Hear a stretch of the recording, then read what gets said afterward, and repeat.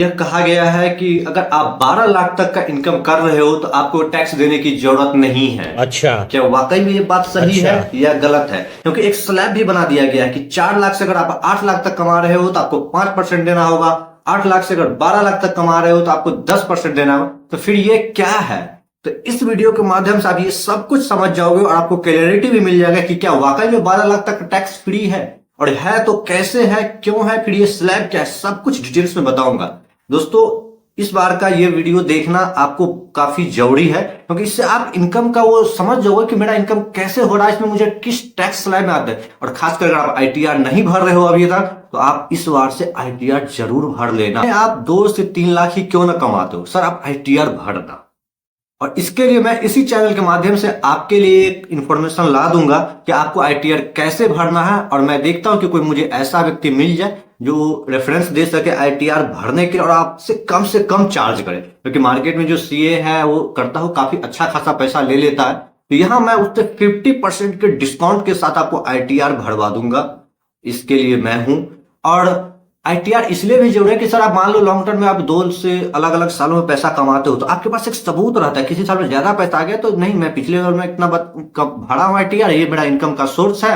अब आप देख लीजिए, नहीं तो देखते हो कभी गोलगप्पे वाले पे आईटीआर का मतलब इनकम टैक्स का रेट आ जाता है, कभी कुछ का। तो इससे बचने के लिए और अपने पैसे को अपने कंट्रोल में रखने के लिए आपको आईटीआर भरना बहुत जरूरी है, जो कि अप्रैल से स्टार्ट होगा। तो आप जरूर इस चैनल के माध्यम से जुड़े रहना और आप अपना आईटीआर जरूर फिल कर लेना। तो चलिए अब मैं बात करता हूं दोस्तों टैक्स स्लैब के बारे में। या दोस्तों, जैसे कहा गया कि 12 लाख तक का टैक्स स्लैब बिल्कुल फ्री है। यह बात सही है कि आपको इसके यहां तक अगर आप कमा रहे हो तो आपको कोई टैक्स देने की जरूरत नहीं। इवन कि अगर आप 13 लाख कमा रहे हो या आप जॉब में हो, सैलरीड पर्सन हो और आप आगे भी कमा रहे हो, तो वहां भी आपको 75,000 का स्टैंडर्ड डिडक्शन मिल जाएगा जो आप क्लेम कर सकते हो। यानी कि 12,75,000 तक आप टैक्स नहीं ले सकते हो, बचा सकते हो, टैक्स देने की जरूरत नहीं होगी। लेकिन फिर यह जो स्लैब बना दिया गया जिसमें कहा गया है कि 4 से 8 लाख के बीच में 5% है, 8 लाख से 12 लाख तक के लिए 10% है, 12 लाख से 16 लाख तक के लिए 15% है, 16 लाख से 20 लाख के लिए 20% है, और 24 लाख से 24 लाख के लिए 25% है। और अगर 24 लाख से अगर आप ज्यादा कमा रहे हो तो आपको फिर 30% देना पड़ेगा टैक्स में। तो इसी को मैं समझता हूं एक एग्जाम्पल के थ्रू कि आप इसे कैसे हैंडल कर सकते हो। दोस्तों, मान लीजिए कि आप, ठीक है, आपकी इनकम जो भी है 1 लाख की मंथली है तो 12 लाख तक आ रही है, यहां आप बिल्कुल फ्री हो, आप टैक्स नहीं दे सकते हो, ओके है ये। लेकिन मान लीजिए कि आपकी एनुअल इनकम 13 लाख है। अब ये 12 लाख तो टैक्स फ्री हो गया, अब आ गए अब आप 13 लाख पे, तो अब इस पे आपको क्या टैक्स देना पड़ेगा? तो आप 13 लाख के अगर टैक्स लाइन में अगर आप आके देख लो सर, तो आप 12 से 16 के बीच में, यानी कि आपकी इनकम पे 15% का टैक्स लगेगा। अब आप 13 पे अगर 15% का टैक्स लगा दो तो हो गया लगभग 194 कुछ के, तो मान लीजिए 195, यानी कि 1,95,000 के समथिंग आपका टैक्स चला गया। अब आप 13 में से 1,95 अगर माइनस कर दिए तो बच गया मान लीजिए 11 लाख।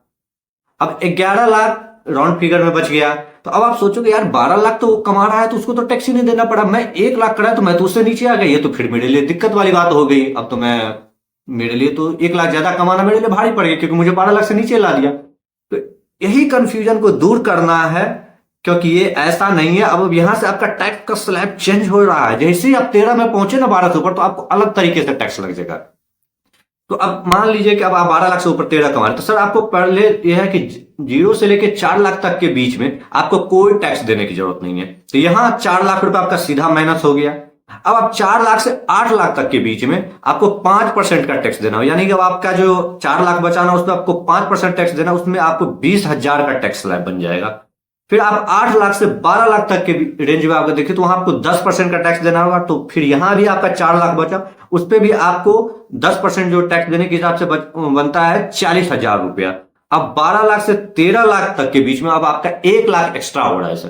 तो ये 1 लाख पे आपको कितना टैक्स लगेगा? 15,000 का टैक्स लगे। लेकिन यहाँ पे 75,000 का आपके लिए स्टैंडर्ड डिडक्शन है, तो अगर आप ये डिडक्ट कर लेते हो तो बच गया कितना? 25,000 रुपया। और उस पर अगर आपको 15% लगता है तो बन गया 3,750 रुपया टैक्स।